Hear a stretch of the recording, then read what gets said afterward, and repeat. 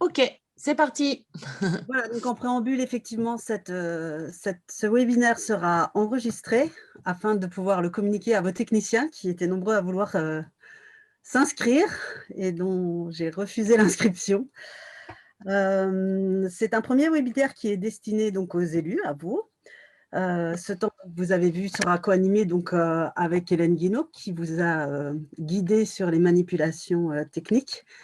Et moi-même, Elsa Distel. Donc, nous sommes toutes les deux coprésidentes du réseau Compost Citoyen Grand Est. Hélène, juste, toi, tu as une vision juste sur les participants. Est-ce que Pierre est là? Oui. D'accord. Bonjour à tous. Oui, merci Pierre. Du coup, Hélène sera en charge notamment de tous les aspects techniques. Si vous voulez communiquer avec nous, vous allez utiliser le chat. Pour utiliser le chat, vous faites glisser votre souris en bas de votre écran. Vous avez un petit icône discussion sur lequel vous cliquez et une fenêtre va s'ouvrir sur la droite de votre écran et vous avez en bas la possibilité d'écrire. Donc, si vous avez des questions, des remarques ou des problèmes, essayez de passer principalement par le chat. Ça évitera des interruptions qui sont un peu plus difficiles à gérer en visio dans la mesure où on n'a pas la vision du comportement des gens pour voir qu'il y a effectivement une petite alerte à avoir. Alors, aujourd'hui, c'est une première pour le réseau Compost Citoyen de s'adresser à des élus de cette manière-là. En ce moment, dans le Grand Est, il y a quelques problèmes de réseau. Donc, si jamais ça devait nous toucher, nous reprogrammerons un autre rendez-vous. Et nous vous remercions par avance de votre compréhension si jamais ça devait mal se dérouler. Mais a priori, il n'y a pas de raison. Mes enfants sont en visio depuis hier après-midi. Ils y arrivent. Donc, ça a dû être rétabli. Du coup, je vais vous partager le diaporama de suite. Hop. Alors, il y a quelqu'un qui demande s'il y aura un compte-rendu de cette réunion. Nous enregistrons actuellement cette réunion et on vous communiquera le lien pour pouvoir diffuser, visualiser à nouveau ou diffuser auprès d'autres élus ou de vos techniciens cette réunion. Merci Hélène. Donc juste quelques petites règles sur l'usage de Zoom. Quand vous n'avez pas la parole, je vous demanderai en fait de couper votre micro. Ça évitera qu'on entende tous les bruits intempestifs, les bruits de feuilles, etc., qui peuvent prendre beaucoup d'ampleur avec les micros. Si c'est possible pour vous, comme le disait Hélène, gardez votre caméra ouverte, histoire que l'on puisse… c'est plus facile de parler à un écran avec une personne qu'un écran noir. Mais si jamais ça pose des problèmes au niveau des connexions, et puis c'est vrai qu'environnementalement, ça permet d'utiliser un peu moins de bande passante. Donc, faites au mieux. Peut-être reprenez l'image si jamais vous avez la parole, ce sera plus facile pour tout le monde. Sinon, donc je vous ai dit qu'il valait mieux utiliser le chat vous pouvez aussi également lever la main. Donc vous avez un petit icône pareil en bas de votre écran. On ne voit pas, c'est ça que je veux raison. C'est parce qu'on ne prend pas la parole, pas sur discussion. Non. Si on pose sur discussion, on en parle, non? C'est pas ça? Non, même pas. Alors, j'ai pas envoyé ma photo. Il y a quelqu'un qui est en train de parler là. Est-ce que vous pouvez du coup désactiver votre micro? Merci. Et puis, il y a quelqu'un alors, ça s'appelle Galaxy S20. Vous pouvez renommer. Hein, vous cliquez sur votre étiquette, vous passez la souris sur votre étiquette et vous allez voir apparaître des petits points. Vous pouvez vous renommer. Voilà. Donc, par exemple, il y a quelqu'un qui s'appelle Mère. Bon, ça serait peut-être plus intéressant d'avoir son nom, son prénom. Et puis, le Galaxy S20, c'est pareil. Vous pouvez donc vous renommer. Donc, voilà, je reprends. Toutes les questions peuvent être posées, donc toujours à partir du chat, tant que les règles de bienséance sont respectées. Pardon. Je vous propose 2 petits sondages. Le premier sur votre situation géographique et un deuxième pour faire avoir une vision de ce que vous connaissez sur la prévention et la gestion de proximité des biodéchets. Donc là, il suffit… Peut-être le deuxième sondage, on le présente juste après Ok, les objectifs, peut-être. d'accord. On va Donc, déjà lancer le premier sur les départements. vas-y, continue, du coup. Et ben, du coup, je vous invite tous à renseigner le sondage. Pour l'instant, on a 60% des gens qui ont voté, mais ça se fait assez rapidement. Voilà, dès que je vais avoir un… Alors, il y a quelqu'un qui demande à rentrer. Voilà. Est-ce que tout le monde voit apparaître la fenêtre sondage? Hop. Très bien. Encore…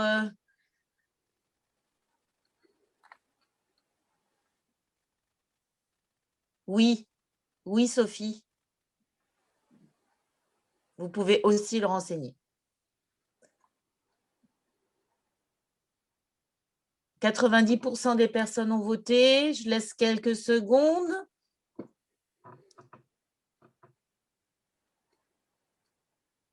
Bon, visiblement, il y en a 3. Alors, je mets fin au sondage. OK. Et je vous partage les résultats. Est-ce que vous voyez apparaître sur votre écran le partage des résultats? Donc, on a une forte proportion de participants qui viennent du Bas-Rhin. Voilà. Et on n'a aucun Haut-Marnais, aucun Vosgien. Voilà. Donc, c'était juste une petite indication de démarrage. Et puis, ça permet aussi de connaître un petit peu les outils de Zoom et les manipuler. Voilà, donc je te repasse la main, Elsa. Merci. Voilà. Donc, au programme de cette matinée, donc, nous allons avoir une présentation du tri à la source des biodéchets par Pierre Boëdec de l'ADEME Grand Est. Après, nous aurons une présentation de 3 expériences différentes qui ont mis en place pour commencer à travailler sur le tri à la source des biodéchets, qui ont mis en place la gestion de proximité des biodéchets, totalement ou en partie. On fera une petite synthèse illustrée. Il y aura un moment d'échange d'une vingtaine de minutes. Après, on vous présentera un peu le réseau compost citoyen très rapidement et quel pourrait être son rôle dans ce défi du tri à la source des biodéchets. Et puis, nous vous solliciterons à nouveau pour avoir des pistes de réflexion pour la suite. Voilà, donc ce webinaire, en fait, je vous l'ai dit, c'est le premier. L'objectif, en fait, c'est d'en avoir 3 sur l'année. Donc, l'idée, c'est que ce premier, on en a défini la thématique et que les 2 suivants, ce soit vous qui les définissiez, ces thématiques. Ce seront toujours des webinaires qui seront à destination des élus et vraiment qui seront pour répondre à vos questions à vous.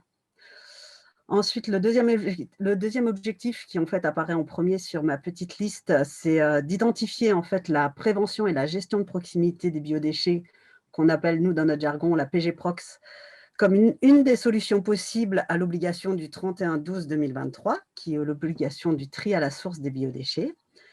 Et enfin, de vous présenter aussi différentes expériences des collectivités qui ont des territoires, des typologies de territoires différentes et qui ont adopté aussi des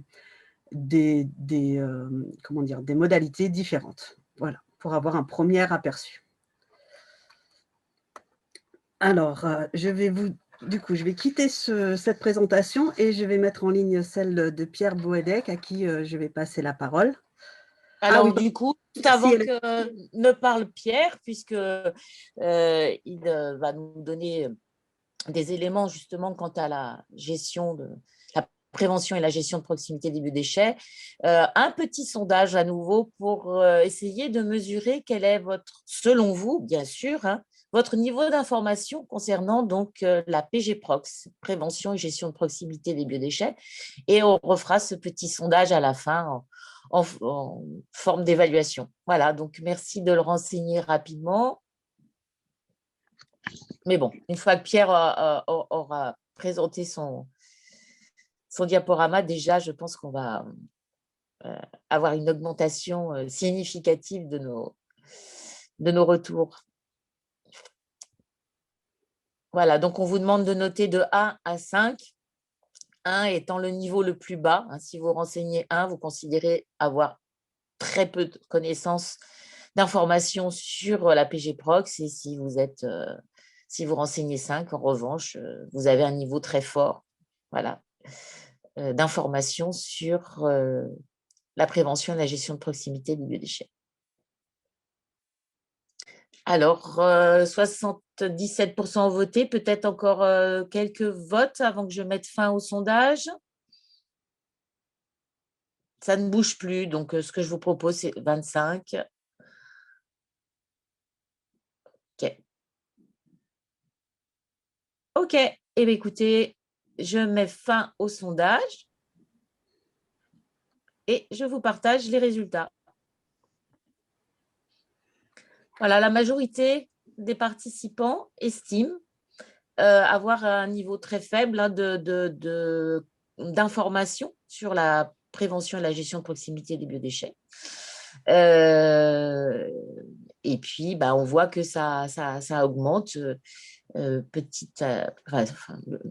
plutôt ça diminue, le nombre de personnes diminue en fonction du niveau, l'importance du niveau d'information. Donc, on espère que ce temps de webinaire va répondre à vos attentes. J'arrête le partage des résultats et donc, du coup, je passe la main à Pierre. Merci Hélène. Bonjour à toutes et à tous. Est-ce que vous m'entendez? Oui, oui Pierre, on t'entend. Très bien, merci. Mon intervention est neutre par rapport en termes de tri à la source des biodéchets, aussi bien collecte séparée que prévention et gestion de proximité. Donc, au sens de l'ADEME, le tri à la source des biodéchets, c'est un levier territorial de la transition écologique. La suivante, s'il te plaît, Elsa. La transition écologique, c'est un ensemble de programmes que le gouvernement met en œuvre pour répondre à des objectifs, des enjeux nationaux liés au changement climatique en particulier. Donc, première échéance 2025, c'est la réduction de la production des déchets qui sont enfouis ou qui sont incinérés, moitié moins, entre 2015 et 2025.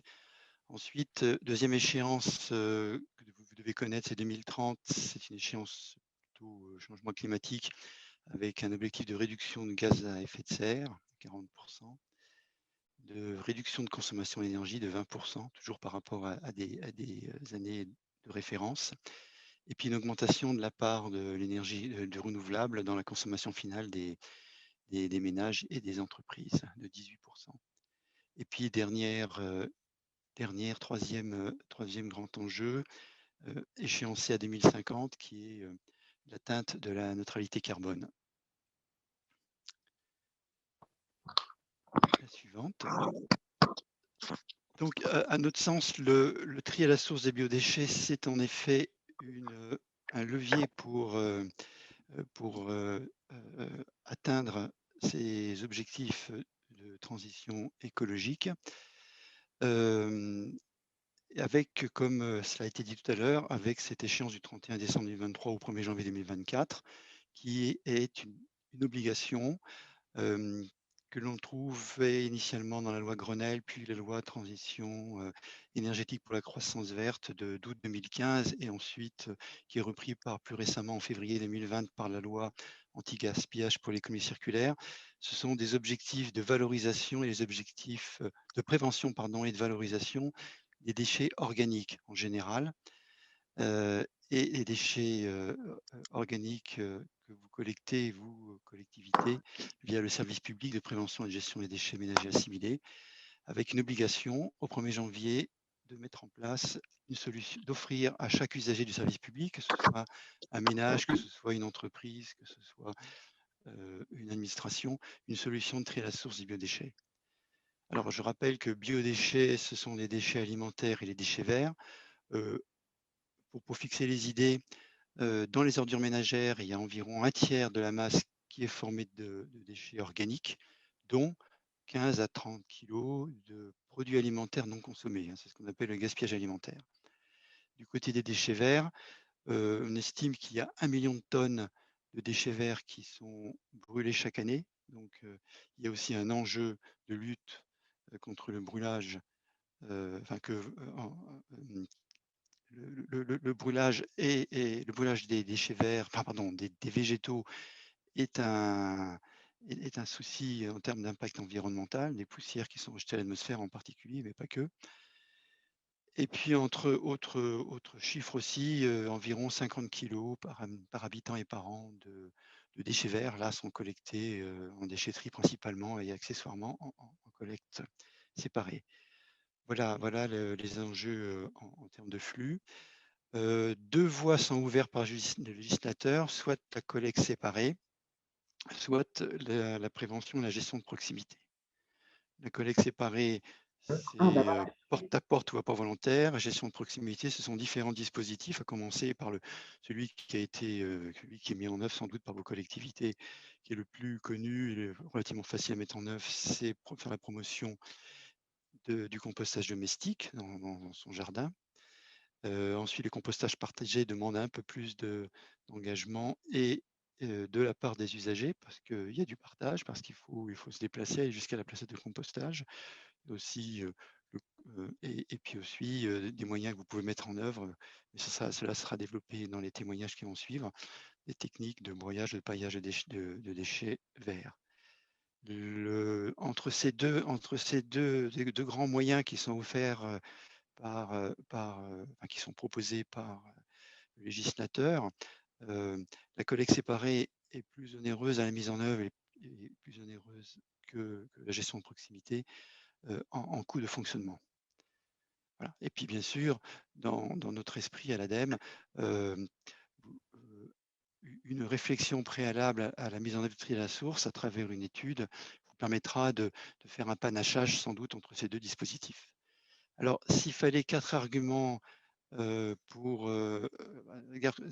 s'engager dans le tri à la source des biodéchets, je commencerai par, s'il te plaît Elsa, par un argument en termes d'impact environnemental et économique. Moins de déchets enfouis, moins de déchets incinérés, ça fait moins de pollution, mais aussi ça fait moins de coûts de gestion du service public. Les solutions techniques adaptées à chacune de vos situations existent. Elles ont été expérimentées depuis une trentaine d'années. Le tri à la source des biodéchets, c'est aussi une façon de favoriser le lien social, notamment au travers des placettes de compostage, mais ça sera certainement présenté ou confirmé tout à l'heure. Et puis, en dernier lieu, séparer la matière organique des ordures ménagères résiduelles, c'est favoriser un retour au sol de cette matière organique. Et donc, dans le cas d'une collecte séparée, de renouer le lien entre la ville et la campagne quand c'est le cas. La suivante. Donc maintenant, je voudrais évoquer les différents rôles que vous pouvez jouer à travers dans votre collectivité. Commencer par le compostage en haut à gauche, le compostage de proximité et collecte séparée. Donc, ce sont des dispositifs que vous pouvez faire la promotion, qui rentrent dans le cadre des services publics. Ensuite, si je descends, le retour au sol des matières organiques, je l'ai évoqué, c'est une façon de boucler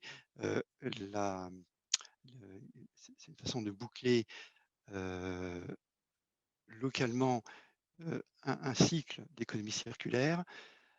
Je descends encore, la gestion des biodéchets, des producteurs et des professionnels de votre territoire, eux aussi sont soumis à la même obligation du 1er janvier 2024. Donc, vous pouvez, à travers votre compétences développement économique, accompagner ces entreprises. Je pense aux métiers de bouche, je pense aux restaurateurs, aux industries agroalimentaires, qui sont détenteurs de ces déchets, qui ne les valorisent peut-être pas au mieux, ou bien quand ils sont collectés par vos soins, eh bien, ces déchets aujourd'hui ils sont enfouis ou brûlés, ce qui n'est pas, souhaitable. Je continue en tournant en dessous, filière de traitement. Par votre activité, si vous optez pour une collecte séparée, vous pouvez soutenir le développement d'installations de traitement, notamment de méthanisation à la ferme, par exemple. Accompagnement au changement du comportement des ménages. Autant une collecte séparée, c'est guère qu'un changement d'habitude. C'est un bac de plus ou le fait d'aller à 100 mètres, 150 mètres déposer dans le conteneur d'apport volontaire. Par contre, composter, là, ça demande une allocation, enfin donner plus de son temps et ça demande de partager aussi. Voilà, donc là, vous avez un rôle d'accompagnement des usagers si vous optez pour gestion de proximité, gestion des placettes de compostage, par exemple. Et puis, en amont de la boucle locale d'économie circulaire, la lutte contre le gaspillage alimentaire, c'est aussi une action que vous pouvez développer à votre échelle. De même qu'encourager tout à l'heure, je crois que c'est Hélène qui évoquait prévention et gestion de proximité, PG-Prox. Dans la prévention, on compte aussi le jardinage au naturel, toutes les techniques qui permettent d'éviter, d'apporter, de limiter l'apport de déchets verts en déchetterie, puisque vous constatez certainement que les flux de déchets verts apportés en déchetterie sont de plus en plus importants et donc de plus en plus chers pour vous. Dernier rôle que vous pouvez jouer, c'est en mettant en œuvre ce dispositif, éventuellement complété par de la tarification incitative, vous pouvez de ce fait optimiser le service rendu à l'usager et maîtriser les coûts. Voilà. La vue suivante, s'il vous plaît. Bon, vous ne pouvez pas le faire tout seul. Pour ce faire, vous pouvez vous appuyer sur les acteurs de la lutte contre le gaspillage alimentaire. Oh là là, c'est tout crayonné. Les maîtres composteurs qui sont les professionnels et spécialistes, soit que vous recrutez chez vous, soit que vous faites appel à un prestataire qui vous guideront, ainsi que les services comme les usagers sur l'art et la manière de composter. Les associations citoyennes, cette société civile, c'est pour accueillir par exemple des placettes de compostage sur la voie publique ou en emprise privée. Notamment dans les copropriétés, les bailleurs sociaux, pareil, placettes de compostage, associations de collectivités, on évoquera tout de suite, les gros. Je vois une question qui apparaît. Cela veut-il dire que les déchets verts en déchetterie vont disparaître? Ah non, loin de moi cette idée. J'évoquais juste le fait que progressivement, les quantités de déchets verts, vous constatez que les apports en déchets verts augmentent, que ça signifie que derrière, il faut mettre en œuvre, il faut faire appel à un prestataire qui va faire un compostage centralisé et ensuite ce déchet vert, ce compost de déchets verts va être recyclé en agriculture. Tout cela a un coût, alors que si vous favorisez la gestion de proximité, ce coût il sera moindre et en plus vous aurez associé les usagers à la gestion de leurs propres déchets alimentaires comme leurs propres déchets verts. Voilà. C'est ce qu'on appelle le changement de comportement. Je continue donc sur les gros producteurs, je l'ai évoqué tout à l'heure, ces gros producteurs, eux, surtout ceux que vous collectez, ils vous demanderont mais qu'est-ce que je vais faire de mes biodéchets? Voilà. Et puis ensuite, ça c'était les interlocuteurs extérieurs, donc le monde agricole, ça a été évoqué, les prestataires de collecte, si vous passez à un marché de prestation, de collecte ou de traitement. Au niveau régional aussi, vous avez une interlocutrice des interlocuteurs au niveau régional pour vous aider, notamment dans le cas d'une optimisation de déchetterie. Je pense à Estelle Payès, à la région, qui pourra vous conseiller sur l'organisation différente de la déchetterie si vous voulez la réaménager. Voilà, ça c'est en externe et maintenant en interne, bien sûr, les agents de service lorsque vous assurez une prestation en régie ou même pour l'entretien des espaces verts publics, vous-même, le service urbanisme par exemple pour aménager aménager sur la voie publique des placettes de compostage, par exemple, ou organiser la collecte ou poser au meilleur endroit les points d'apport volontaire de déchets verts. Le service d'éducation, c'est pour sensibiliser, et notamment les enfants, aux bons gestes. Et puis, politique de la ville, solidarité, c'est aussi laisser une place à l'économie sociale et solidaire dans cette démarche. La suivante. Donc pour vous aider, vous avez des réseaux d'associations comme de collectivités comme Amorce, mais aussi, je ne l'ai pas noté, mais FNCCR. Et vous avez aussi des réseaux d'associations privées spécialisées comme Compost Plus qui est orienté sur la collecte séparée des biodéchets qui pourra vous apporter du conseil. Il faut pour se faire adhérer. De la même façon, Réseau Compost Citoyen, en adhérant au Réseau Compost Citoyen et en particulier Grand Est, organisateur de ce webinaire, eh bien, vous aurez aussi des conseils, des possibilités d'accéder à des services. Et puis l'ADEME, en quatrième partenaire, la suivante. En Grand Est, nous sommes une équipe de 5 personnes à votre disposition. Antoine Chiron sur les 4 départements de l'ancienne Champagne-Ardenne, 2 collègues, Alessia Villasi et Valérie Lambotte sur la Lorraine, et puis Claude Niclou et moi-même sur l'Alsace. La suivante. Là, je vous ai mis quelques ressources documentaires. Hein. Je suppose que le diaporama sera diffusé à l'occasion de l'enregistrement. Donc des documents qui peuvent vous aider, enfin qui vous aideront certainement à définir votre projet, ainsi que sur la plateforme, sur le centre de ressources Optigène, vous avez toute une série de pages qui sont dédiées au tri à la source des biodéchets. La suivante et la dernière vue, ce sont les soutiens que l'agence peut vous apporter. Ce sont des soutiens à 4 niveaux, niveau études, expérimentation, mise en œuvre et puis animation relais. En termes d'études, nous pouvons vous cofinancer un travail réalisé par une prestation externe qui vous permet de savoir où vous voulez aller, comment, et avec quels moyens, donc financé à 70%. L'expérimentation, c'est pour des collectivités qui souhaitent mettre en place des collectes séparées originales, enfin qui veulent qui n'ont pas encore été développées. Hein. Il existe des innovations en termes de collecte. La mise en œuvre, c'est essentiellement de l'aide à l'investissement. Là, nous procédons en grand test par appel à projet. L'appel à projet s'appelle Biodec. Vous pouvez le trouver sur le site Agir pour la transition écologique. Et donc en 2021, il y a 2 échéances, une bientôt le 16 avril et la suivante le 3 septembre. Et vous avez le choix entre 2 périmètres. Le périmètre 1, c'est le périmètre où vous proposez de mettre en place un dispositif de tri à la source centré sur la prévention et sur la gestion de proximité, alors que le périmètre 2 intègre la collecte séparée. Et là, nous pouvons vous apporter une aide à l'investissement à hauteur de 55% des dépenses. Donc, on prend en charge, nous prendrons en charge la moitié de vos coûts, un peu plus de la moitié. Et pour la collecte séparée des biodéchets, il y a un plafond de 10 € par habitant desservi par la collecte séparée.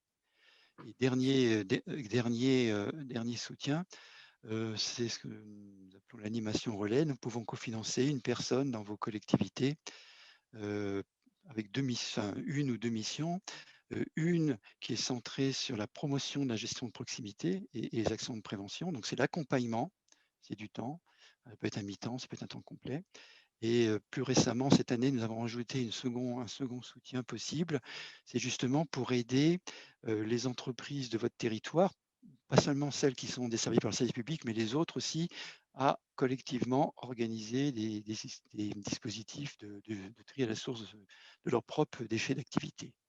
Et puis, je rajouterai aussi un 5e point, ce sera le dernier point de mon intervention, c'est que nous pouvons, sur votre demande, organiser une session d'insensibilisation des élus de votre territoire, hein, que ce soit en conseil communautaire ou bien en comité directeur, sur le tri à la source des biodéchets. C'est une intervention d'un prestataire, un bureau d'études en général, de 2 heures, où il présentera les avantages et les inconvénients.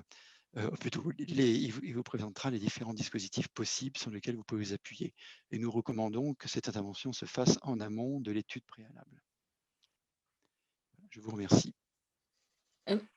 Pierre, juste, j'aurais besoin d'une petite précision par rapport à ta présentation sur la dernière partie, parce que je trouve qu'entre ce que tu as dit et le diaporama, peut-être il peut y avoir une confusion. Les deux périmètres, le premier, donc c'est prévention, gestion de proximité, donc des biodéchets, donc ça a trait à tout ce qui va être compostage, etc. Le second périmètre, est-ce que c'est le 1 plus la collecte ou c'est que la collecte? C'est cela même, c'est le périmètre élargi. C'est l'ensemble. Lorsqu'une collectivité, par exemple, qui a une ville-centre qui est dense par définition, la gestion de proximité n'est peut-être pas une solution universelle, ce qui fait qu'il est possible d'envisager sur cette ville-centre de l'apport volontaire ou de la collecte au porte-à-porte. Voilà. Ok, merci pour cette précision. En prie. Merci Pierre. Du coup, presque sans transition, je vais passer la parole à Sophie Mirski de la communauté de communes des Terres Touloises. Sophie, est-ce que tu prends en charge ton diaporama ou tu veux que je le mette en ligne? Non, je vais me débrouiller. Merci beaucoup. Alors, juste un petit moment, là, je vois qu'il y a une demande de prise de parole. Donc, ce qu'on a prévu, c'est qu'une discussion à l'issue des présentations, peut-être qu'on peut prendre une ou deux prises de parole si c'est vraiment sur des éléments très techniques, des questions de précision ou des incompréhensions.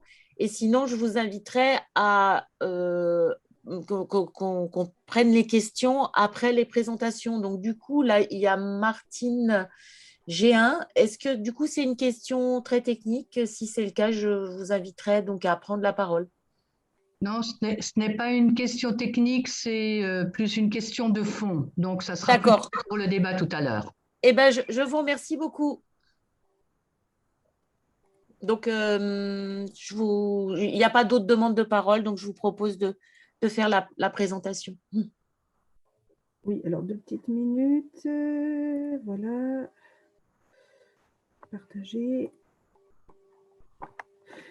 Donc, je vais faire un retour en fait de comment ça se passe chez nous. Vous m'entendez correctement? Oui. Très bien. Donc, je vais d'abord présenter un petit peu la communauté de communes dans son environnement. Donc, on est une communauté de communes à typologie mixte rurale.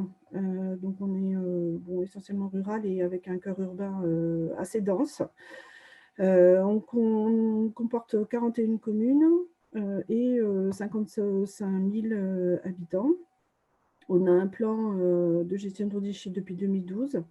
Et les résultats de 2020 sur la gestion sont de 450 kg de DMA et 159 de kg d'OMR. Donc, nous, on est un peu en périurbain. Comme je disais, un centre urbain qui est vraiment plutôt dense avec des contraintes d'accès. On a un cœur historique où c'est assez difficile de mettre des aménagements. Pour préserver le cœur urbain, donc on a mis de la containerisation. Et ensuite, on a tout le rural avec des points d'apport volontaire. Donc, les gens sont aussi déjà un peu accoutumés aux points d'apport volontaire. Voilà. Donc, on a différents types d'équipements. Donc, les premiers sur lesquels je vais appuyer, c'est tous ceux qui concernent la gestion des déchets verts. Donc, on a 2 déchetteries communautaires qui sont elles-mêmes équipées de bennes déchets verts sur lesquels les usagers ont l'habitude de venir pour les déchets verts et pour les autres déchets. Depuis 3 ans, on a déployé un certain nombre de déchetteries vertes. Donc, c'est des déchetteries type avec 2 bennes. Donc, il y a un quai. Les gens montent sur le haut de quai et déversent les déchets verts dans les bennes. Sachant que nous, on a la particularité de ne pas accepter les déchets verts des particuliers, donc nos déchetteries vertes des professionnels. Donc, du coup, les déchetteries vertes, on a mis un système de limitateur de hauteur pour éviter aux grosses camionnettes de pouvoir rentrer sur les sites, puisque les déchetteries vertes sont des sites qui ne sont pas gardiennés. Et en fait, on a des conventions avec les communes sur lesquelles elles sont implantées pour faire de la surveillance de proximité et surtout pour nous alerter quand les bennes sont remplies pour faire les demandes de rotation. Donc, il y en a certaines qui tournent depuis bien longtemps, les gens ont pris l'habitude, et puis d'autres un petit peu plus petites et qui sont un peu en cours de devenir. Ensuite, on a 2 sites sur lesquels on fait du compostage. Donc, on a un site qui est quand même assez conséquent et puis sur lesquels aujourd'hui on se pose la question de l'évolution et de quel devenir pour ce site. Donc, je reprendrai ça un petit peu après. Et ensuite, on a sur le territoire, donc là, c'est plutôt dans vraiment les parties très rurales, on a un peu des sortes de zones où les gens déposent leurs déchets verts, là aussi suivis par les communes dans le cadre de contrats de conventions. Et périodiquement, quand c'est bien rempli, en fait, on envoie un camion avec un grappin qui prend les déchets verts, qui les met dans la benne et qui les remporte ensuite chez notre prestataire qui assure la prestation de traitement. En 2020, on a eu 2650 tonnes de déchets verts à peu près, donc 15% collectés par nos déchetteries communautaires, 44% par les déchetteries vertes, 31% par les plateformes dites de compostage et 10% sur les autres petites aires qui sont disséminées sur le territoire. Petite précision, la volonté aussi globale, sur nos déchetteries communautaires, il y a un accès avec badge, ce qui fait que c'est relativement incitatif pour les personnes d'aller pour vraiment purement les déchets verts, aller sur les déchetteries vertes, puisque là, il n'y a pas de badgeage et donc il n'y a pas de consommation de passage quand ils vont sur les déchetteries vertes. Donc ça, c'est tout ce qui est la gestion des déchets verts. Ensuite, il y a tout ce qui est concernant, on va dire, les biodéchets plus alimentaires. Donc depuis de nombreuses années, en fait, on promeut la réalisation du compostage individuel. Donc pour ça, on met à la disposition des habitants, enfin on leur vend des composteurs. Donc initialement, l'achat des composteurs était copartagé avec l'ADEME, enfin cofinancé par l'ADEME, et enfin, donc il y avait une participation. Bon, cette partie-là n'intervient plus, mais la communauté de communes a maintenu en fait cette participation. Donc pour les usagers, c'est 50% de réduction. Donc il faut qu'ils justifient qu'ils habitent sur le territoire. Après, on n'est pas limité en nombre. Certains peuvent en prendre 2 ou 3 en fonction de comment est-ce qu'ils veulent s'organiser dans leur jardin. Donc on vend des 300 litres et des 600 litres en bois, donc à 30 et 40 euros, et des bioseaux à 2 euros. Voilà. Et ensuite, il y a tout ce qui est le compostage collectif ou partagé. Donc on a une vingtaine de sites déployés sur le territoire. Donc ça se compose dans les grandes lignes de 3 modules. Un premier module dans lequel les personnes mettent leurs déchets frais. Ensuite, il est recommandé de mettre un petit peu de broyat. Donc nous, on réalimente le conteneur 2 qui est en rose pour bien, si vous voyez sur le visuel, pour bien le distinguer des autres. Donc là, les usagers vont se servir de broyat que nous on réalimente. Voilà. Et ensuite, quand le module 1, en fait, la matière est suffisamment dégradée, en fait, on la transfère dans le module 3 pour qu'elle fasse la maturation. Et donc, au bout du temps de maturation, en fait, il en sort un compost qui est de relativement bonne qualité. Et donc, l'installation de ces sites, elle est complètement prise en charge par la communauté communautaire touloise.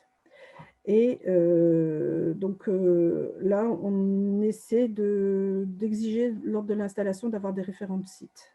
Alors, je vais m'expliquer ensuite, parce que je voulais faire un petit point sur les difficultés qu'on peut rencontrer, parce que bon, il faut aussi en parler. Donc, je ne vais pas faire dans l'ordre du PowerPoint, mais je vais juste parler des composteurs partagés, donc, parce que c'était le dernier sujet que j'abordais. Donc, les composteurs partagés, on a des difficultés pour mobiliser des référents qui s'inscrivent vraiment dans la durée. Même si on a mis un système avec un réseau de composteurs. Alors, vous voyez, on a créé entre guillemets, une espèce de marque, les Myriapodes, pour essayer de fédérer tout ce monde-là autour du compostage partagé. Mais dans la pratique, on se rend compte que finalement, les référents, ils sont juste là pour nous alerter quand c'est rempli, quand il y a des choses qui ne vont pas. Mais en termes d'organisation, de logistique de la matière, ils sont quand même pas très présents.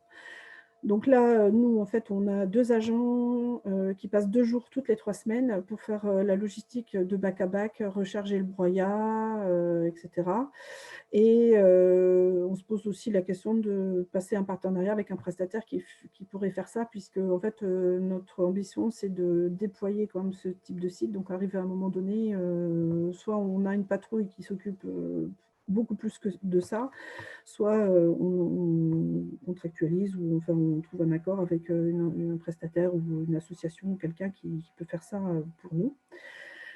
Ensuite, concernant la gestion des composteurs partagés, donc il y a la problématique des sacs qui sont non éventrés. Donc ça, c'est surtout dans le cœur urbain. Les sites qu'on a installés, on a pu observer qu'on avait pas mal de contaminants, des sacs dits compostables et qui en fait ne le sont pas. Donc les endroits où on était concernés, en fait, on a posé des verrous et on a incité les gens à nous appeler et à signer une charte d'utilisation. Et ça fonctionne plutôt bien puisque en fait, on n'a plus de ces dépôts de sacs dans les composteurs concernés. Et puis, il y a la problématique des rongeurs. Donc, en fait, on a quelques installations qui ne sont pas très loin des rivières. Donc, du coup, finalement, c'est un lieu qui leur est plutôt favorable. Donc, avant d'employer vraiment le curatif par poison, là, on va essayer de faire du préventif en mettant des huiles essentielles. Donc, on aura l'occasion de peut-être échanger là-dessus, de manière à être désagréable avec eux pour qu'ils ne viennent pas, ou en tout cas qu'ils ne viennent pas nicher dans les composteurs.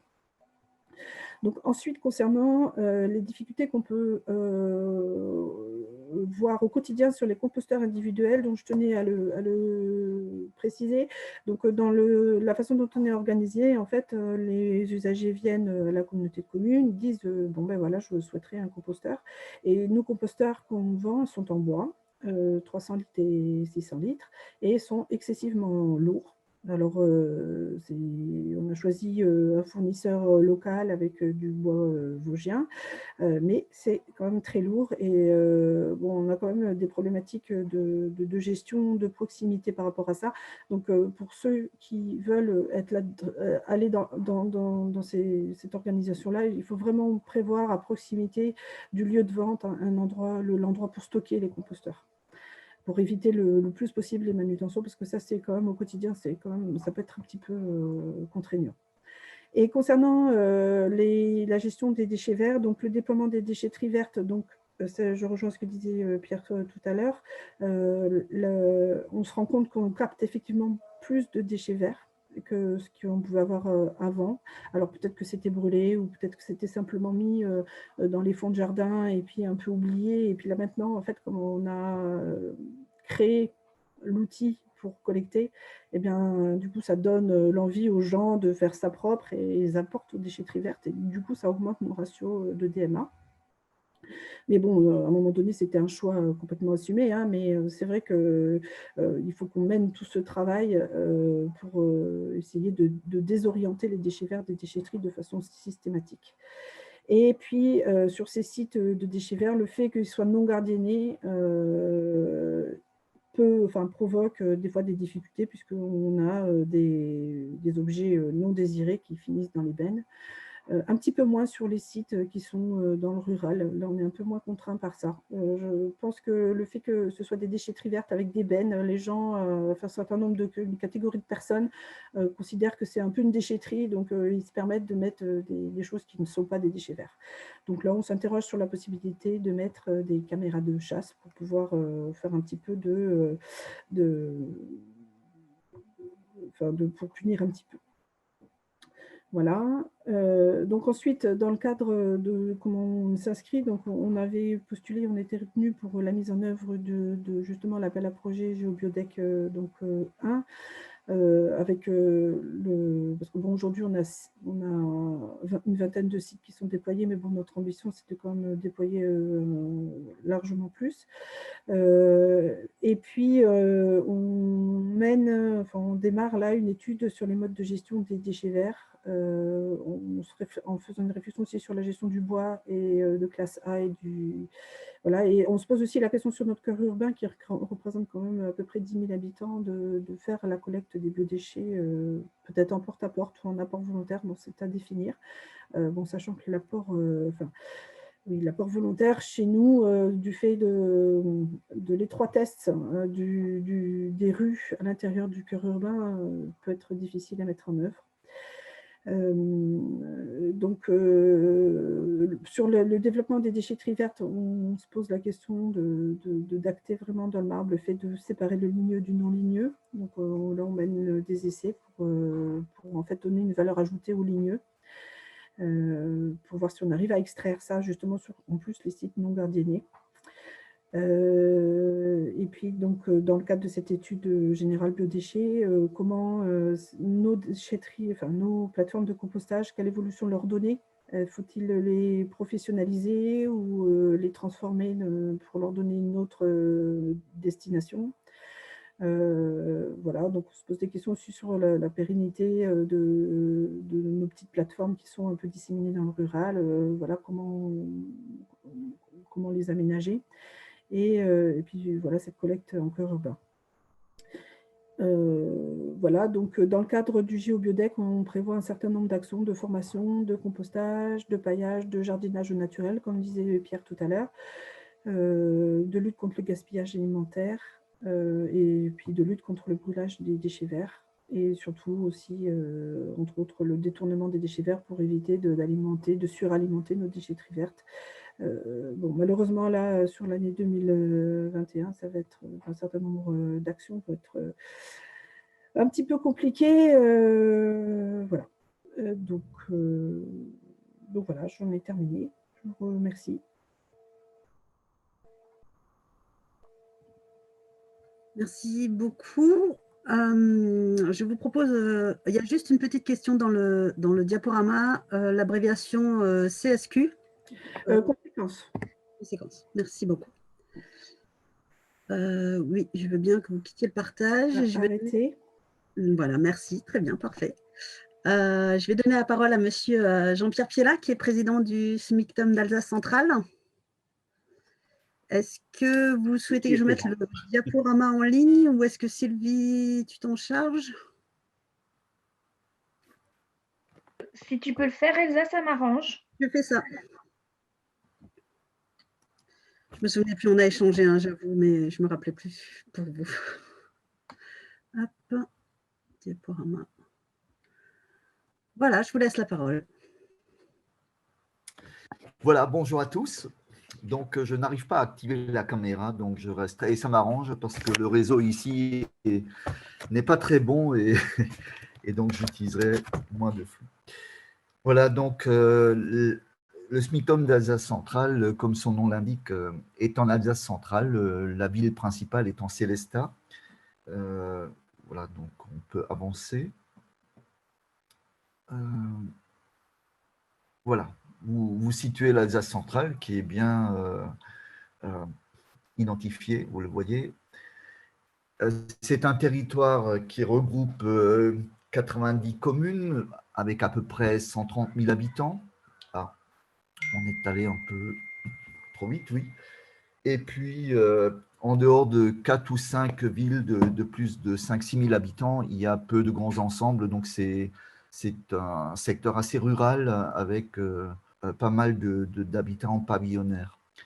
Voilà, au niveau des réflexions et des actions engagées, bien, c'est un territoire qui a mis en place dès 1994 donc une unité de compostage, un TMB à l'époque, hein, donc qui faisait déjà du compost, un compost qui n'a pas grand-chose à voir qualitativement avec la collecte actuelle des biodéchets, mais qui permettait quand même de ne pas enfuir ou incinérer donc la matière organique et de la restituer au sol, avec une unité de tri. Donc c'est une collectivité qui a une activité forte en régie, puisque nous gérons nos 8 déchetteries en régie. Nous avons un centre d'enfouissement qui fermera en 2022, mais qui pour l'instant est géré en régie.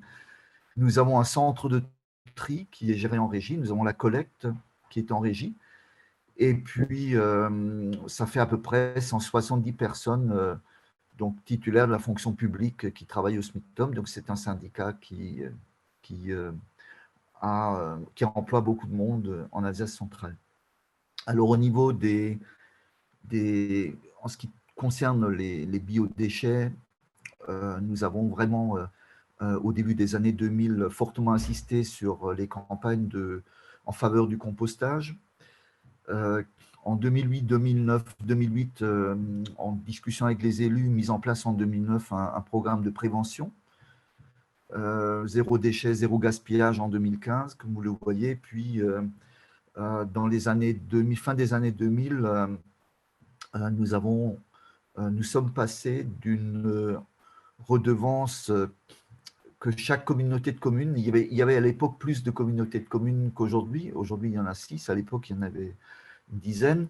Et ces communautés de communes avaient la main pour fixer leur niveau de redevance. Tout avait basculé à la redevance en 2003, mais chacune avait son choix de redevance, de tarif, ce qui rendait le service public assez illisible. Et donc, en 2009-2010, nous avons mis en place sur le territoire une redevance unique incitative qui a encore évolué en 2020 avec la prise en compte de la levée. Voilà. Et puis, en 2019, après 6 mois de tests dans différents secteurs, nous avons mis en place une collecte en apport volontaire, donc des biodéchets. Et nous avons passé un marché avec une unité de méthanisation, donc qui fait à la fois la collecte de ces biodéchets et qui les traite. Voilà. Alors, en dehors de cette collecte donc en apport volontaire, nous avons pas mal d'actions et nous communiquons beaucoup sur les biodéchets, sur le compostage. Nous avons formé à l'heure actuelle 150 guides jardins naturels. Nous avons d'ailleurs une association qui s'est créée en Centre-Alsace et qui est un soutien logistique important pour justement développer les guides jardins naturels et surtout pour être présent dans les manifestations et dans les projets avec les communautés de communes. Voilà, nous avons aussi en 2019 proposé et financé donc un appel à projet. On le fera à nouveau en 2021 concernant des initiatives sur les biodéchets. Et 9 projets ont été retenus donc pour une somme de l'ordre de 15 000 €. Voilà, nous mettons à disposition du broyat. Nous avons des sites de compostage, du compostage partagé. Nous avons des sites en école, en maison de retraite, beaucoup d'animations à différents niveaux avec des prestataires qui nous accompagnent et puis aussi une action de formation des agents techniques des communes qui sont en première ligne aussi et qui peuvent relayer les messages à destination des habitants. Voilà. Après avoir testé donc sur le territoire le dispositif, nous l'avons déployé. Il est tout à fait opérationnel aujourd'hui. Donc, il y a 637 bornes qui sont à l'heure actuelle déployées, ce qui correspond globalement à une borne pour un peu moins d'une centaine de foyers. Et nous avons fait un gros travail, les services ont fait un gros travail avec l'ensemble des communes pour placer de façon judicieuse donc, ces bornes à biodéchets. On a fait le choix de ne pas mettre en place de contrôle d'accès, tout simplement parce que dans certains secteurs très ruraux et éloignés, le contrôle d'accès était difficile en termes de réseau. Et puis, d'autre part, les retours qu'on avait eus montraient aussi qu'il y avait un certain nombre de pannes. Donc, il s'est avéré, avec l'expérimentation qui a été faite sur 6 mois, que finalement, ce contrôle d'accès n'était pas nécessaire. Et on constate aujourd'hui qu'effectivement, ça marche bien. On l'a déployé donc, dans toutes les collectivités progressivement en 2019. L'opération a été achevée en fin 2019. Et donc, on a le retour de toute l'année 2020. On a veillé à ce que les collectifs qui ont moins de facilité à composter puissent avoir un accès facile vers ces sites de collecte en apport volontaire. Et puis, on a fait un travail. Alors, à la marge, bien sûr, il y a certainement un peu de non-respect, mais globalement, ce sont bien des bornes qui sont destinées aux ménages, qui ne sont pas destinées aux professionnels, aux restaurateurs, même si certains les utilisent pour partie. Et le travail continue avec ces professionnels. On a encore eu une réunion récemment avec la filière des restaurateurs, avec la filière, mais disons le syndicat des restaurateurs, pour expliquer le sens de la démarche. Ce qui pèse un peu, c'est le fait que dans la redevance, on a fixé à 36 le nombre de levées comprises dans cette redevance, dans l'abonnement. Et ceux qui sortent donc leur bac 52 fois au lieu de 36 fois payent plus. Et les restaurateurs, donc aujourd'hui encore, on a un peu ce débat sur les biodéchets. Ils utilisent encore nos bacs et du coup, forcément, sortent un peu plus ces bacs, payent plus. Mais bon, le débat est en cours. On leur explique aussi que c'est à eux, en tant que professionnels, de prendre contact avec la filière et puis d'utiliser cette filière, qui a évidemment un coût. Voilà, donc beaucoup d'actions d'accompagnement sont faites, hein.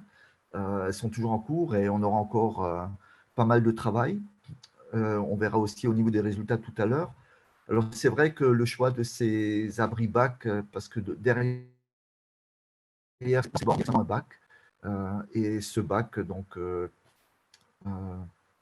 voilà, permet, le dispositif permet un réajustement. On a constaté dans les communes, on a pu avoir un retour et pu travailler avec les communes pour savoir si ces bacs sont bien placés, s'ils sont effectivement bien utilisés. Au début, on a eu notamment aux fêtes de Noël, dans certaines communes qui avaient estimé que le nombre de bacs était suffisant et qui avaient sous-estimé en fait l'appropriation par les citoyens du dispositif. On a eu des dépôts importants dans la période des fêtes et on a pu rectifier donc en rajoutant des bacs, en modifiant le dispositif, etc. Et aujourd'hui, il est très fonctionnel. On n'a pas ce problème de débordement. Et voilà, les communes aussi sont très satisfaites par le dispositif qui est en place. Voilà, on peut passer à la… Voilà. Au niveau des résultats, donc, qui prennent en compte ici l'année 2020, eh bien, voilà, le dispositif est bien en place. On a collecté un peu moins de 3000 tonnes, voilà, ce qui représente 22 kilos par habitant. Voilà, en fait, c'était la cible que nous nous étions fixée. Au niveau du compostage, bien, toutes les actions menées, tout le travail de communication qui a été fait a permis de progresser en matière de compostage partagé. Il y a eu des sollicitations venant de périscolaires, de structures variées, d'habitats partagés pour des compostages, des bacs de compostage partagés. En 2021, donc, nous allons accentuer la communication vers un certain nombre de cibles, dont l'habitat collectif, et l'objectif est de passer de globalement 3000 tonnes à 4000 tonnes, donc passer à 31 kilos. Alors l'objectif n'est pas non plus de collecter, d'afficher des chiffres importants de collecte, puisque on vise toujours au développement du compostage et donc de la gestion des déchets verts et des biodéchets chez l'habitant par l'habitant. Alors, en termes de résultats, vous voyez globalement 2015, 2017 et 2020, on a caractérisé et donc globalement les biodéchets en OMR, le total est passé, a peu évolué entre 2015 et 2017 malgré les campagnes de communication autour de la gestion de l'organique. On a passé de 184 à 180 kilos. Et ce n'est qu'en 2020, lorsque nous avons mis en place un autre, donc le fait que 36 levées seulement sont comprises dans l'abonnement, d'une part, et qu'on a mis en place le dispositif de collecte en apport volontaire des biodéchets, qu'on a pu diminuer de façon sensible encore les OMR en passant à 136 kilos par habitant. L'objectif à l'horizon 2023-2024 est de cibler 100 ou d'arriver à la centaine de kilos par habitant.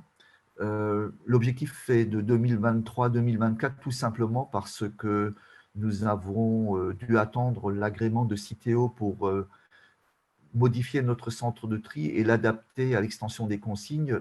Et à partir du 1er janvier 2023, avec l'extension des consignes, On pourra passer aussi en CE05 et on pourra donc avoir encore une action plus forte au niveau du nombre de levées sur les biodéchets.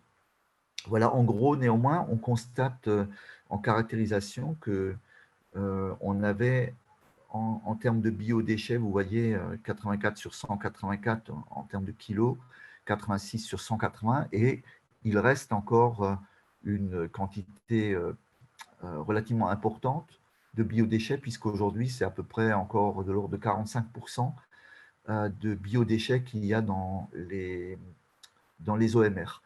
Donc, on sait à peu près, on sait que dans les collectifs, il y a encore pas mal de biodéchets qui sont dans les bacs gris. Donc, l'action consistera à viser notamment ces collectifs, à communiquer. Donc, il y a des actions qui sont en cours. On distribue aux habitants donc des sacs Craft. Tous les habitants, tous les foyers ont été destinataires de BioSo. Alors, l'équipement est assez important, hein. On a les équipements communauté de communes par communauté de communes. Il y a des communautés de communes très rurales, d'autres qui le sont un peu moins. Donc, les équipements varient de 60 à 80% en BioSo. Les sacs Craft sont mis à disposition des habitants. Voilà, on craignait à un moment donné qu'il y ait beaucoup d'utilisation. On s'aperçoit qu'en fait, les habitants sont tout à fait pragmatiques et réalistes et n'abusent pas du tout. Donc, on les met aujourd'hui à disposition dans les déchetteries, dans les mairies. Quasiment toutes les mairies jouent le jeu et quand les habitants se présentent, ils peuvent avoir un lot d'une centaine de sacs Craft. Et voilà, donc nous les mettons aussi à disposition, bien entendu, au SMICTOM. Voilà, donc les résultats sont tout à fait probants et je pense qu'après 2021 et surtout en 2023, eh bien, on arrivera encore à passer des caps importants sur le territoire globalement. Donc, les résultats affichés et la qualité du tri, surtout dans ces biodéchets, est bonne puisqu'on a moins de 2% d'erreurs de tri dans les bacs à biodéchets. Donc, les habitants aussi sont sensibles à la qualité de ces biodéchets et puis n'abusent pas. Dans les 2%, il y a un peu de plastique. Et puis, parfois, on a des surprises hein, très ponctuelles et à la marge. On peut avoir les restes d'un sanglier, on peut avoir des choses comme ça, mais c'est vraiment à la marge. Voilà, pour un bilan très rapide en Alsace centrale. Merci. Du coup, merci. Deux petites questions très rapides, techniques, sans prendre trop de temps parce qu'on est un petit peu en retard. Il y avait à quelle fréquence sont vidées vos bornes? Et puis, pour les centres de méthanisation qui prennent les biodéchets, est-ce qu'ils le font gratuitement ou est-ce que c'est payant? Votre réponse courte pour passer au Grand Reims. Oui, alors c'est la première, on avait un passage toutes les 2 semaines. On a dû, en été, on vient tous les 4 jours. En hiver, bon, on passe 2 fois par semaine. Et puis pour la méthanisation, bien sûr, c'est un marché. Hein. C'est un marché qui comprend et la collecte et le traitement. Voilà. Ok, merci. Il y a peut-être d'autres questions qui arrivent, mais peut-être je vous invite à y répondre sur le chat directement et elles seront visibles pour tout le monde. Et du coup, comme ça, on peut passer la main au troisième témoignage. Oui, donc je vais passer la main à messieurs Desbâtis et Prévoto de la communauté urbaine du Grand Reims. Oui, bonjour à tous. Alors, je vais partager mon écran et monsieur Desbâtis commencera par présenter le territoire. Est-ce que vous voyez mon écran? Oui. Oui. Je vous laisse la main du coup, monsieur Desbâtis, allez-y. Peut-être passer en plein écran pour la diffusion du diaporama. Pardon, ouais.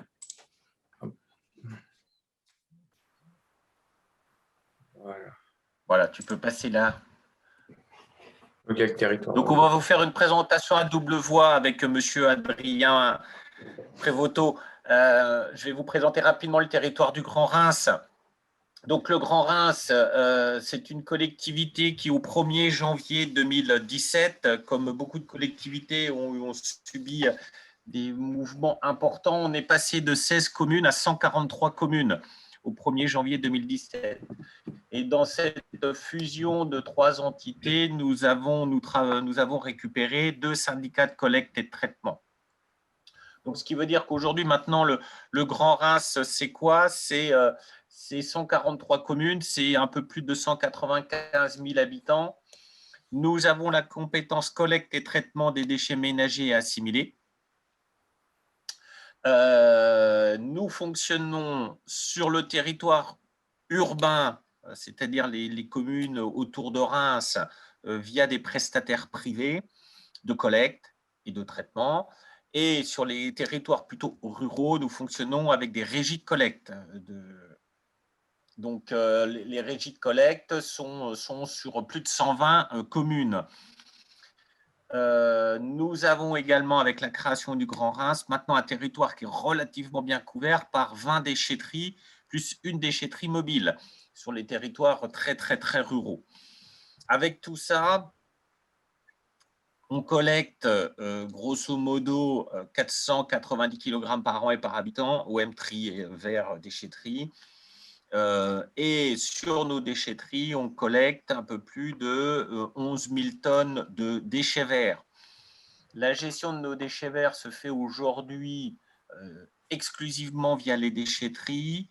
Et sur les communes historiques, les communes centres, nous avons également mis en place une collecte de déchets verts sur abonnement, avec une collecte tous les 15 jours pour les personnes le désirant, avec une refacturation derrière. Mais je vous avoue qu'au jour d'aujourd'hui, cette collecte est assez anecdotique. On a un peu plus de 200 conventions et guère plus. Par contre, bien sûr, comme tout le monde, nous nous sommes intéressés assez rapidement sur la problématique des biodéchets. Nous avons développé le plus possible les composteurs et notamment une opération l'année dernière de composteurs partagés dont M. Prévoto va vous faire le retour que l'on aura. Très bien.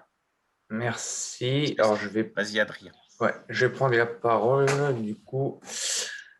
Donc, je vais vous faire un rapide point sur donc, la gestion des biodéchets et de proximité. Tout d'abord sur la collecte séparée, car on vient juste de commencer. Donc, le Grand Reims a répondu à l'appel à projet GBiodec en 2019. Donc, afin de répondre à la nouvelle réglementation du 31 décembre 2023. Donc, l'objectif de ce projet, c'est d'équiper 75% de l'habitat pavillonnaire en composteur individuel, ainsi que la création d'un service de broyage de branches. Il y a également l'intégration des sensibilisations aux problématiques de gaspillage alimentaire à l'échelle de tout le territoire, notamment un travail important avec tous les établissements scolaires dans un premier temps. Et donc, le plus gros point de ce projet, c'est l'expérimentation d'une collecte séparée, donc, qui va commencer très bientôt, en octobre 2021, où on aura une phase test de 12 mois en collecte en apport volontaire des biodéchets, des déchets alimentaires de cuisine. Et ensuite, le dispositif sera généralisé à l'ensemble des 6 communes urbaines, avec un objectif de détournement de 5 500 tonnes de biodéchets par an des OMR. Donc, durant cette phase test, il y a 2 dispositifs qui seront testés, un système en borne d'apport volontaire et un système en abri-bac, comme le SMIC-TOM d'Alsace Centrale l'a présenté auparavant. Donc, le Grand Reims va essayer d'apporter du coup une solution de gestion, de gestion des biodéchets à tous les foyers en intégrant les particularités du territoire et notamment donc, le noyau urbain très dense qui regroupe les 6 communes urbaines. Donc, c'était un rapide point sur la collecte séparée. Je me suis vraiment centré sur le compostage collectif ici. Donc, sur le Grand Reims, le compostage collectif a commencé depuis 2006. Où il y a eu des installations d'aires de compostage, notamment dans des aires de compostage autonomes en établissement, que ce soit dans des entreprises, des administrations ou des associations. Donc actuellement, on en compte 70.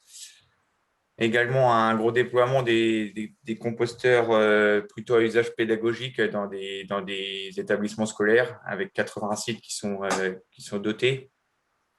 Également, beaucoup de demandes en résidence avec 40 sites de compostage en pied d'immeuble actuellement. Et depuis 2018, donc, du coup, nous avons déployé des sites de compostage partagés de quartier donc, sur le domaine public pour les habitants qui habitent en habitat collectif. Donc, nous en avons 31 sur la commune de Reims, un sur la commune de Cormontreuil et un sur la commune de Bétheny, qui vient d'être installé la semaine dernière. Et il y a un 34e site en projet qui sera implanté normalement dans 2 semaines.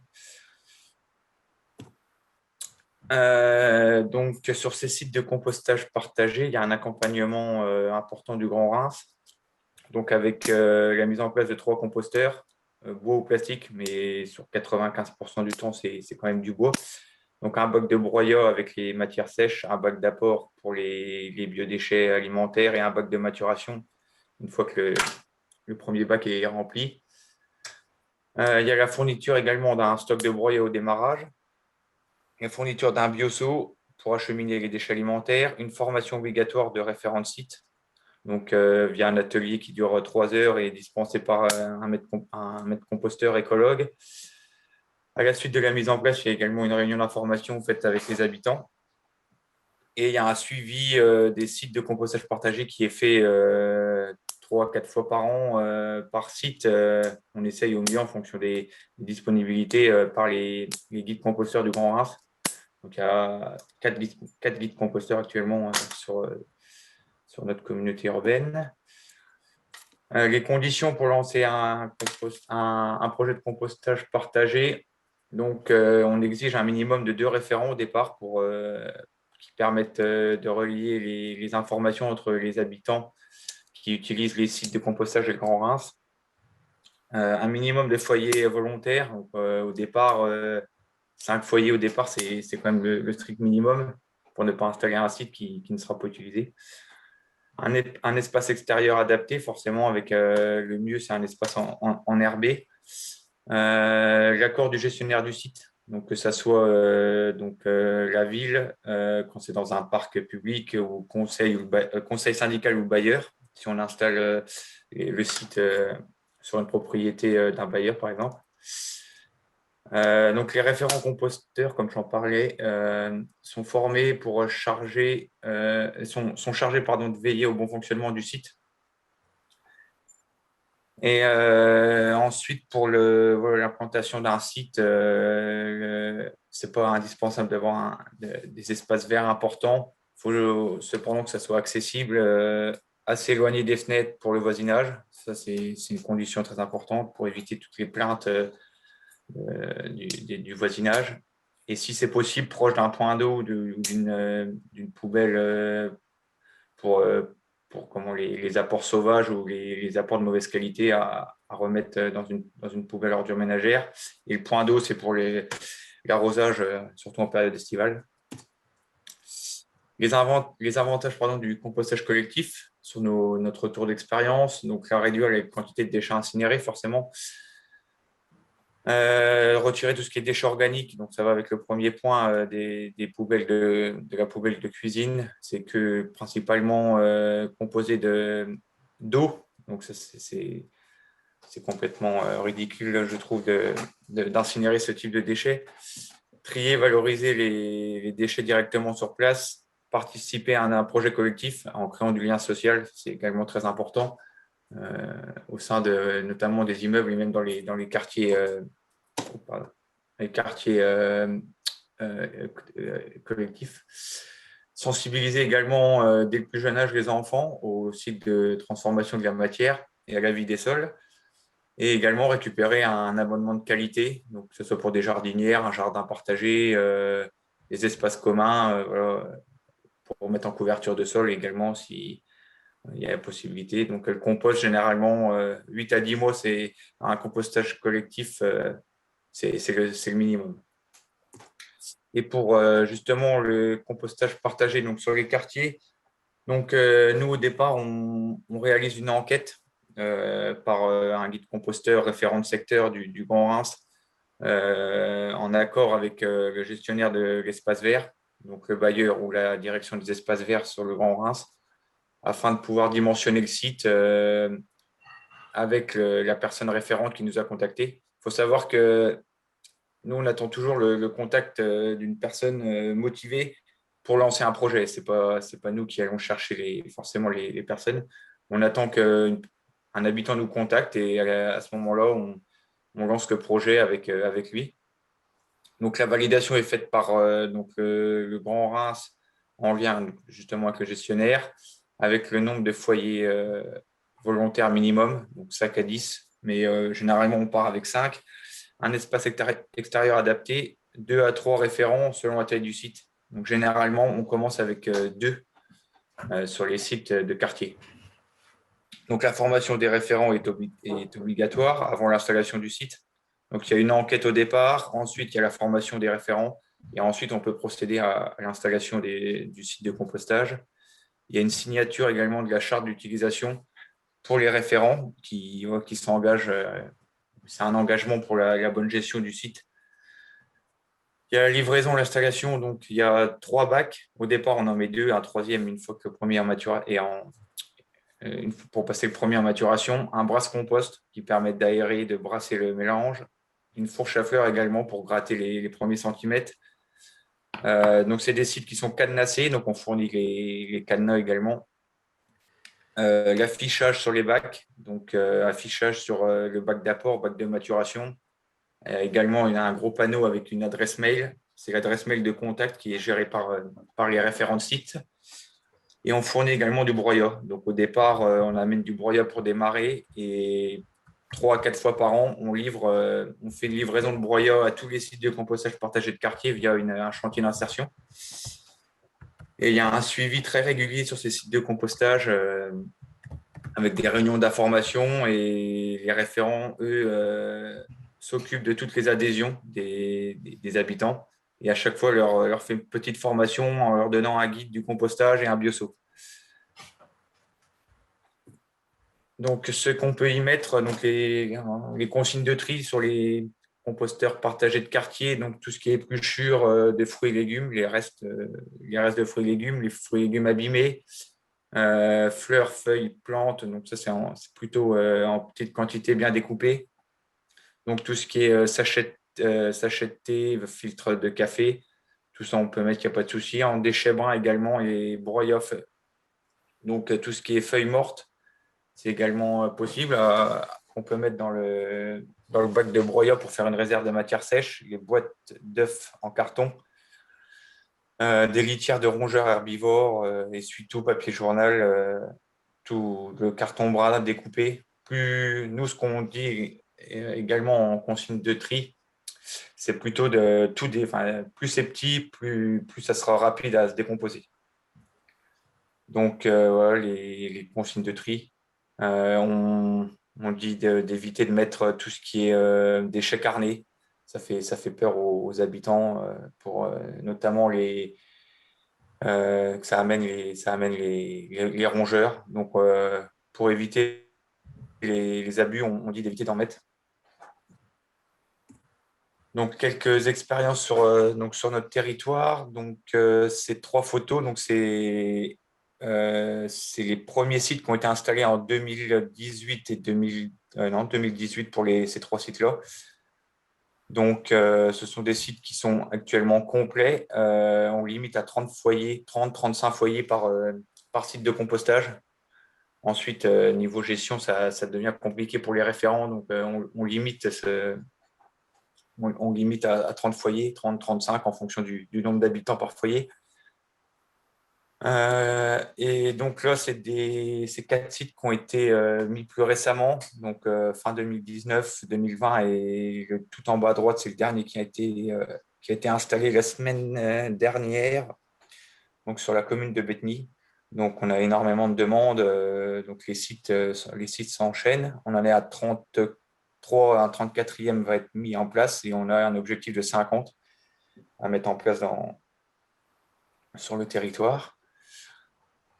Donc au départ, comme vous le voyez sur les photos de droite, c'est 2 bacs, donc un bac d'apport, un bac de broyat, et ensuite c'est un 3e bac qui vient se clipser de l'autre côté. En fait, c'est y a des parois communes à chaque bac. Donc, c'est un truc, ils se clipsent les uns aux autres. Donc, pour le constat, donc, il y a un engouement important sur ces types de compostage partagés. Il y a eu un fort relais de la presse au départ, ce qui nous a permis d'avoir d'énormément de sollicitations. Donc, forcément, les mentalités, les comportements changent. Et donc, les projets, les demandes de projets sont également importantes grâce à cela. Donc, forte mobilisation des habitants, forcément des habitants frustrés également, avec, comme j'en parlais, la limite à 30-35 foyers. Donc, certains habitants sont sur liste d'attente, sur des listes d'attente même importantes sur certains sites de compostage. Donc, on essaye d'en mettre d'autres à proximité pour que voilà, les habitants en liste d'attente d'un site puissent composter sur un autre site. Donc, comme j'en parlais, un objectif de 50 sites à mettre en place sur le Grand Reims. Il y a un roulement qui se fait également. Donc, quand l'habitant arrête de composter sur un site donc, et qu'il prévient les référents, une personne sur les attentes peut prendre sa place, etc. Donc, également les faiblesses, donc, il faut en parler aussi. L'autonomie des sites n'est pas encore atteinte. Donc, il y a certains cas, les tout premiers sites avec les premiers référents, où on intervient quasi jamais juste pour remettre du broyat 2-3 fois par an. Mais la plupart des référents ont énormément besoin de conseils et d'accompagnement régulier. Donc, les actes de vandalisme aussi, donc c'est un souci auquel on est confronté, soit de la disparition de matériel ou de la mauvaise utilisation. C'est pas forcément du vandalisme, mais voilà, avec les accroches qui cassent des bâches ou des planches cassées parce que des gens sautent dessus, c'est déjà arrivé. Des gens qui essayent de soulever le couvercle malgré le cadenas et qui mettent tout et n'importe quoi dedans également. Donc, ça, c'est nos guides composteurs qui se chargent des réparations là-dessus. Donc, la fourniture de broyage, j'en ai déjà parlé, 3 à 4 fois par an. Et les récoltes de compost donc, qui se font en autonomie, par contre, avec voilà, des récoltes entre les référents et les habitants, tous les 8-10 mois, 1 an, en fonction de la gestion des sites, et où les référents organisent une récolte et les habitants qui utilisent le composteur viennent leur chercher du compost. Sinon, généralement, le trop-plein de compost est utilisé en couverture de sol au pied des plantations des squares aux alentours. Donc voilà, j'en ai terminé. S'il y a des questions, il n'y a pas de souci pour moi. Merci Adrien. Alors, nous avons pris beaucoup de retard. Il nous reste 10 minutes pour finir. Il y a des choses que moi, je peux zapper. Par contre, il faudra quand même que je vous parle du réseau Compost Citoyen à un moment ou à un autre. Donc, on peut éventuellement voir… il y a eu plusieurs échanges sur le chat, hein, notamment une question sur les déchets non admis, ce qu'ils deviennent. Donc, on va faire des réponses très courtes, à moins qu'il y ait un engouement général et qu'on puisse prolonger de 5 minutes. Et donc, juste la réponse sur les déchets non admis, très rapidement, Adrien, et puis après qu'on ait plutôt un échange général sur les trois expériences. Actuellement, les déchets non admis, il n'y a pas tellement de solutions, à part malheureusement les ordures ménagères. Après, sur les sites de compostage partagé, il y a les personnes qui savent gérer en mettre forcément. Mais nous, au départ, on dit aux référents de ne pas en mettre. Après, c'est vrai que en termes de gestion, ça devient plus compliqué. Et on a eu le problème sur un site où il y a eu des rats qui étaient présents. Et tout de suite, les personnes qui se sont plaintes ont dit que c'est à cause de la viande, c'est à cause des déchets carnés. Donc, voilà, c'est un a priori des personnes. Et donc, c'est pour ça qu'on préfère dire de ne pas en mettre dès le départ. De toute façon, les personnes, on les consigne avant, hein, c'est bien affiché sur les composteurs, qu'est-ce qu'on peut mettre ou ne pas mettre, et ce qu'on ne peut pas mettre, on ne vient pas au composteur avec dans son bioseau. Pour le moment, c'est géré dans les ordures ménagères comme les autres biodéchets. Ok. Que je vous propose, donc, c'est qu'on ait peut-être un échange plus global autour des 3 présentations. Ce que je trouve intéressant dans les 3 témoignages qu'on a eus, c'est qu'il y a quand même des points communs. Un, c'est qu'ils ont tous répondu à l'appel à projet GBiodec et donc ils ont tous sollicité le soutien de l'ADEME pour mettre en place un certain nombre d'actions. Et puis, par ailleurs, les 3 témoignages qu'on a eus, on a des solutions mixtes entre à la fois d'un côté de la collecte, donc pour certains, ça a démarré par ça et d'autres par la gestion de proximité, mais on se rend compte qu'il n'y a pas une solution, hein, que c'est en fait une articulation de plusieurs pistes qui vont permettre de répondre aux obligations légales du tri à la source des biodéchets. Qui souhaiterait, il y avait une dame tout à l'heure qui avait levé la main et qui avait donc une question plus générale. Je l'inviterai du coup à la poser et je vous invite à lever la main pour que je puisse vous donner la parole. Alors, lever la main, c'est dans les réactions, hein, vous pouvez en bas, voilà. Alors donc, Martine G1, je vous laisse la parole. Il faut que vous ouvriez votre micro. Ici. Voilà, merci.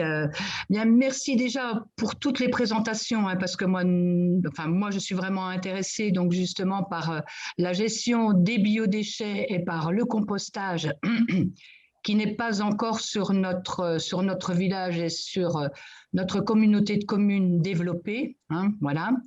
Donc la question, quand je voulais poser la question tout à l'heure, c'est par rapport effectivement au collège donc, de notre commune qui ne sait pas quoi faire effectivement de ces déchets de cantine et par rapport aussi à l'EHPAD. Hein, on parle toujours beaucoup des cantines des collèges, des lycées, et, voilà, des établissements scolaires, mais on oublie aussi peut-être un peu les EHPAD parce qu'il y a aussi ce même type de demande. Donc, j'ai vu dans toutes les présentations qu'il y a pas mal, effectivement, ce que vous disiez, des solutions voilà, qui ne sont pas toutes les mêmes.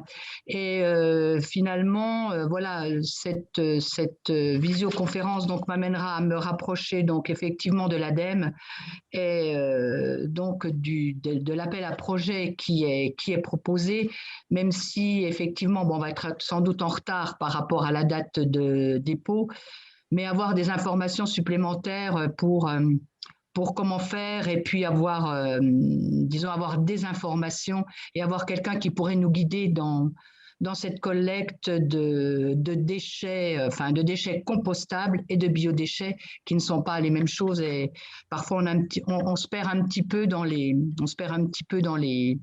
disons, dans quoi mettre dans les biodéchets et dans le compostage. Ok, voilà. Merci beaucoup. beaucoup.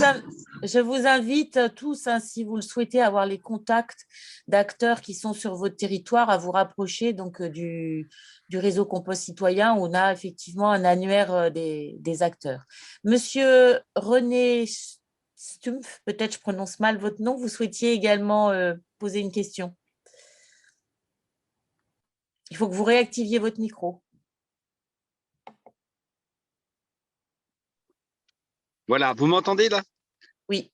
Oui, voilà, bonjour, je suis président de la RIOM en Alsace du Nord et nous, on envisage, puisque le composteur, ça fait des années qu'on l'offre aux gens et bon, ça marche pas trop mal, mais est-ce que quelqu'un de tout le monde qui assiste à cette visio a eu un recul de mise en place de bacs ou sur des déchetteries, je veux dire, de ramener les biodéchets en déchetterie. Est-ce qu'il y a une collectivité qui a fait un essai là-dessus? Parce que, bon, je me pose quand même la question, nous, on est rémunés en déchetterie sur un territoire de 37 000 habitants, on en a 4.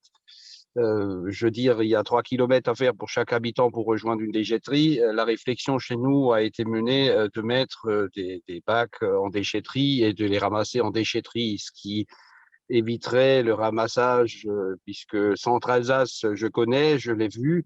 On a parlé de tout au niveau Centre-Alsace, mais le coût de l'opération, je ne connais pas le coût, puisqu'il faut aussi, en bonne réflexion, voir le coût de ces opérations, puisque ça sera une obligation décembre 2023. le ramassage hebdomadaire, le lavage des bacs. Je sais qu'on ne peut pas les laisser. Il y a aussi des lavages qui se font sur ces bacs. Tout cela a un coût. J'aimerais quand même connaître le coût, si l'Alsace centrale est encore là, de cette opération pour tous les habitants ou par rapport à un foyer. Et aimerais savoir si quelqu'un a déjà fait un essai pour ramener les biodéchets en déchetterie. Voilà.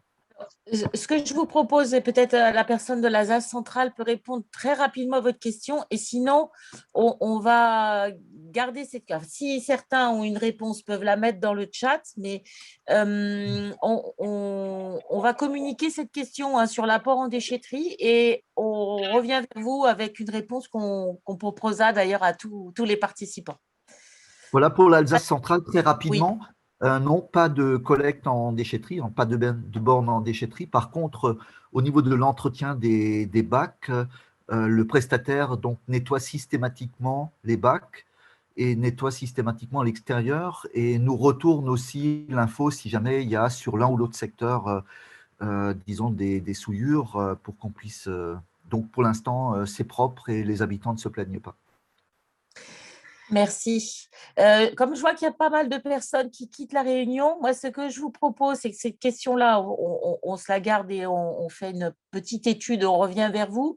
C'est de peut-être, Elsa, dire un mot sur le projet du RCC, d'animer des webinaires élus et de voir si vous aviez, qu'on consacre 2-3 minutes, voir si vous avez des attentes, des thématiques, et puis que je fasse le petit sondage de clôture, et qu'à 12h05, on arrête la réunion. Oui, merci Hélène. De toute façon, vous aurez à la suite de ce webinaire les présentations, donc vous pourrez y revenir. Pour le réseau Compost Citoyen Grand Est, c'est donc une association qui œuvre à la promotion de la gestion de proximité sur l'ensemble de la région. On a un plan d'action en 4 axes et celui qui vous concerne principalement, c'est animer en fait les acteurs de la PGProx, de la prévention et de la gestion de proximité. Ce plan d'action est triennal, il est soutenu par l'ADEME et de ce fait, il a été conçu au départ à destination des collectivités, parce que c'est le public visé par l'ADEME. Alors, on est ouvert à tout type de public, on a des associations et des entreprises, même parmi nos adhérents, mais c'est vrai que la première ébauche du plan d'action tel qu'il a été monté était à destination des collectivités. Certains de vos techniciens en ont déjà profité lors de journées techniques thématiques, formation aussi. Ce webinaire a été conçu comme un premier rendez-vous et donc nous avons l'ambition d'avoir 2 autres rendez-vous de ce type, alors peut-être qu'on l'augmentera d'un petit quart d'heure, pour aborder les sujets qui pourraient vous intéresser. Donc, dans la méthode, au départ, je pensais faire enfin bref, ça prendra trop de temps. Donc, peut-être mettre dans le chat éventuellement si vous avez des sujets. Moi, j'en ai noté là au cours de nos échanges 2. Il y en aurait un qui concernerait peut-être le développement du compostage en établissement du point de vue de l'élu. Et éventuellement, la question du compostage en général, parce qu'il y a eu, voilà, qu'est-ce qu'on met pas, qu'est-ce qu'on fait, peut-être une réflexion autour de ces fameux déchets carnés, parce que l'obligation vise l'ensemble des biodéchets. Donc, il y a peut-être une piste de réflexion à ce niveau-là, mais peut-être que vous pouvez en avoir d'autres, et certainement. Si jamais elles vous viennent après coup, n'hésitez pas à utiliser l'adresse mail du réseau pour nous les faire parvenir. On y va régulièrement, voire tous les jours. Donc, on verra ces propositions. Et puis voilà, a priori, je vous laisse la parole là. Donc, moi, je vous invite à inscrire vos propositions, vos idées, vos pistes. Ça peut être vraiment au tout début de l'idée. Elle est notée dans le chat. Et puis, sinon, je vais vous inviter à renseigner le sondage, le dernier. Voilà.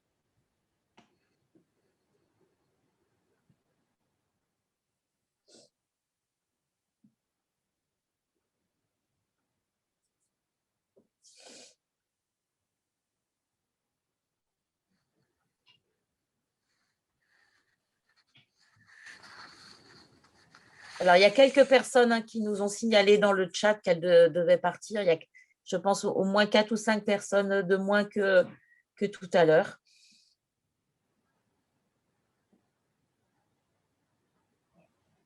Voilà, donc on arrive quasiment à avoir l'intégralité. Donc, je vais mettre fin au sondage et donc, du coup, vais vous le montrer. Voilà. Donc, et avec quelques personnes en moins, donc au moins, on a rempli une partie de nos objectifs qui est que plus personne ne dit ne pas avoir du tout d'informations ou très, très peu d'informations sur la prévention et la gestion de proximité des biodéchets. Ok, je vous remercie bien. Elsa, je te laisse conclure. Oui, alors n'hésitez pas à revenir vers nous, que ce soit pour nous proposer éventuellement des sujets ou participer ou même adhérer au réseau, quand même. C'est quand même, on a besoin de vous pour fonctionner. On n'a pas vocation à être un réseau hors sol non plus. Je vous remercie pour votre attention, pour votre participation pour cette première. Et je vous souhaite une agréable journée et à très bientôt. Au revoir à tous.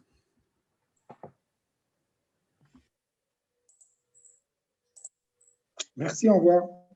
Au revoir. Au revoir, merci. Merci, au revoir. Au revoir. Au revoir. À bientôt.